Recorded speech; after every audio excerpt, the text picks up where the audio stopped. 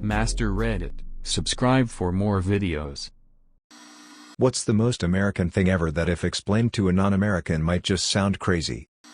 As a Brit, what shocked me was learning about just how huge your college sports games are. A university/college football, soccer, team game here might draw a crowd of a few hundred. A friend who went to the University of Texas told me their American football stadium seats 100,000. What the actual duck?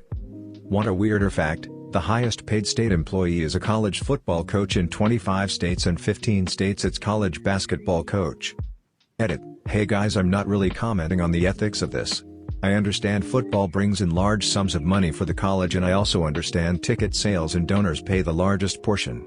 Just commenting that my alumni's head coach makes $9.3 million a year and it's weird to me that 40 other states can claim a coach as their highest paid. You would probably be even more surprised at how big high school sports are, especially here in Texas. As an English person who's just recently started watching Friday Night Lights, that was a real shock. Obviously it's fictional and about the football team, but that people know who the players are, and they talk to TV news cameras, and the entire town goes to games. I'm not even sure if my high school had a football team. I mean, even though it's fictional, it's accurate.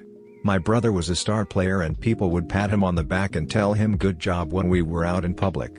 Once he got free pancakes at the local diner after he got 4 touchdowns in one game.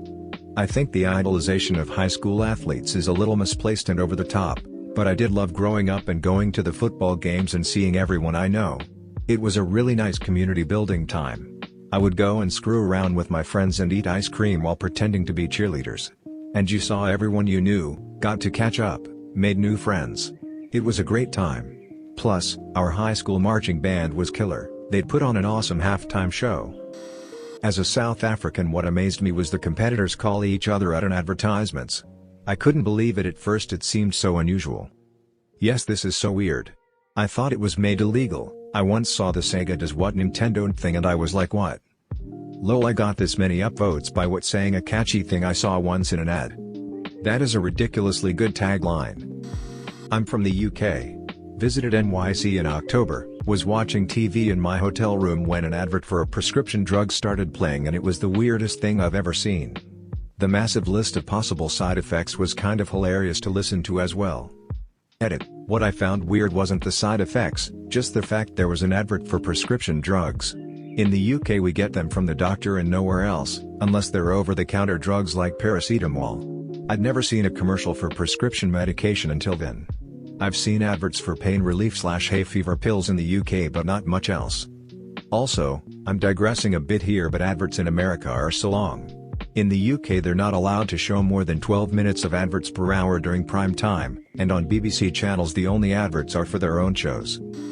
Then the following advertisement is a law ad saying that if someone you know has died from the drug to call now for compensation. When I was in Tennessee as an exchange student for a year, I was surprised by the team spirit of each high school. Like how there was a football game every Friday night and almost all of the school was there to cheer them on. That would never happen in my country. Spectating as a high school kid was mainly a way to socialize, meet up, and find out where the parties were. At least when I was in high school, pre-cell phones, that's what we did. No one really watched the actual sport because it's rarely a quality game. Hospitals buy ad space on billboards. I've never left the country, but we must be the only country that has hospitals advertising like Burger King. I'm from the NL and honestly I have many questions for the US. Most burning on though is why are your toilet stall doors so damn high above the ground? I don't know and I'm still not used to it. The worst is the size of the cracks between the door. The amount of times I've made eye contact with someone while sitting on the toilet is more than I'd like. At my work, not in the US BTW, because of how shiny the tiles are you can look under the gap and make eye contact with the other person taking a dump next to you via the reflection. It's weird. Okay.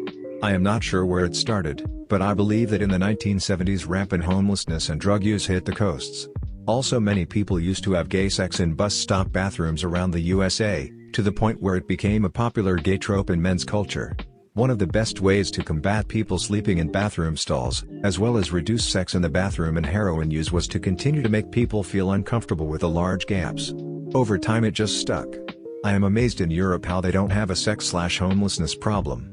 Because if they had those fully lockable toilets like that in the USA, people would be living in them. having sex, shooting up, or all kinds of other nefarious shit. When purchasing an item, the listed price is actually not the amount you'll have to pay at checkout, it will be more. I heard about this a while back and I'm still dumbfounded why it hasn't changed. In Australia it's illegal to disclude taxes in pricing, except purchases like cars which can vary with negotiation. I think it's a reasonable expectation that the price you see on the ticket is what you'd pay at the register, and with modern POS systems it could literally be changed overnight for most retailers. Edit. I woke up to 80 replies saying the same damn thing. Taxes vary state by state, county by county, blah blah blah. My opinion of American governance is now even lower, but I understand the reasoning behind the plus tax system in place. I think I will use this thread and ask something to you Americans. Are the movie stereotypes of cheerleaders and football players true? Do all schools have a football team with associated cheerleaders, and are the people who join them usually popular kids? I'm only right upstairs in Canada, but I've never even heard of a school that has cheerleaders. Also, what is a homecoming dance? Almost all high schools have football teams, and if there's a football team there is likely a cheerleading squad. Sports are expensive. Whether buying equipment, going to camps, or traveling to away games. So the kids aren't necessarily popular but are usually not poor. Typically outgoing types join sports as well. Perhaps the sports even contribute to their outgoing personalities by giving them frequent socialization. The cheerleaders undergo extensive dance and gymnastics training in addition to competitions and games. So also expensive and lots of socialization. The best chicken joints in the hood usually have bulletproof glass. French guy who lived in NC for a while here. To me, the weirdest thing was all the advertisement for prescription drugs on TV, radio, and online. It's crazy waking up in the morning and suddenly while you're having your morning coffee and cereals, your TV starts spewing stuff about some random meds like they're Tic Tacs you can just arbitrarily decide you need. The worst is honestly the mandatory side effect warning at the end of every ad. I nearly choked on my egg sandwich the first time that voice came up warning people about horrific stuff that could, potentially, happen if they took the drug. I have lived in quite a few countries around the world, and the US is the only place where I saw this. One of my Canadian friends told me that, back in 2003, when we, France, refused to take part in the war against Iraq, some Congress cafeterias and some restaurant in the USA renamed French fries in Freedom Fries. I think it's the most passive-aggressive and American thing you could have done. Plus, fries come from Belgium, not France. That was a small but vocal group. Most of us thought they were idiots. Not an American, Brit, but when I watch live streaming Premier League on American channels, all legal of course, I honestly find the advertisements so strange. They're so aggressive? I don't know if that's the right word, but honestly it's a fun experience. The car adverts are the best. Edit. My first gold, thanks a lot kind stranger. Shooting a red sports car into space seemed like a pretty quintessentially American thing to do. I honestly couldn't believe people had to worry about calling an ambulance because of the fees. Like, WTF? Imagine being seriously hurt or sick and hesitating to call an ambulance and having to think about how much it will cost. Can't imagine it. Play the national anthem at almost every event. A lot of the ardent nationalism started during the Cold War when US leaders were afraid the country would go communist. So they promoted nationalism to the point of fanaticism. This is when all the references to God were added into the Pledge of Allegiance and added onto our money as well, despite us being a secular nation. The Cold War is long over, but we aren't changing now. Warehouse-type grocery stores, Costco, Super Saver. My great-uncle from Australia would always take photos, and my Korean, non-Seoul, friends thought this was crazy we'd have so much space for a grocery store. It's okay to walk around with a gun, but not a beer. Edit. 40 of the 50 states do not require any license to carry a firearm openly. Health insurance. Premiums, deductibles, co-insurance, co-pays, out-of-pocket maximums, in-network, etc. It's an insane amount of knowledge that you need to have to make a good decision about your health coverage. And no one teaches you any of this shit. You have to go and learn it yourself on the internet. This is intentionally done by health insurance companies to defraud the American people. They keep the system as complicated and expensive as possible. Then they'll lobby, advertise to keep the system the way it is.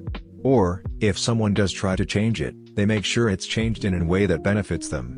Obama's ACA was basically neutral in terms of helping people, but insurance companies made a shitload more money. Instead of discussing this, most American politicians simply argue about increasing federal healthcare spending versus decreasing federal healthcare spending, and never dig any deeper than that. Ignoring the fact we already spend more than anyone else in the world and receive less. I live in a right-to-hire state. That basically means that, with a few exceptions, my employer can fire me at any time without reason. With zero notice. It is possible to get a job with a contract, but those are rare unless you have a very high-paying position. This is quite common in the USA from what a lawyer told me. I've read stories on this site of other places that are not like this. I always thought this was normal before. 3K plus upvotes. WTF, that's pretty cool. I'm still shocked you all pay for an ambulance ride. Like what the duck? I remember explaining to an Italian friend that in the US we can vote and own a gun and fight in a war at 18 but can't buy a beer, and he was completely at a loss for words. If you enjoyed this video, please hit the thumbs up button and comment below letting me know. It helps the channel and lets me create more content just like this. If you do like this type of content, make sure to subscribe and hit the notification bell so you don't miss an upload.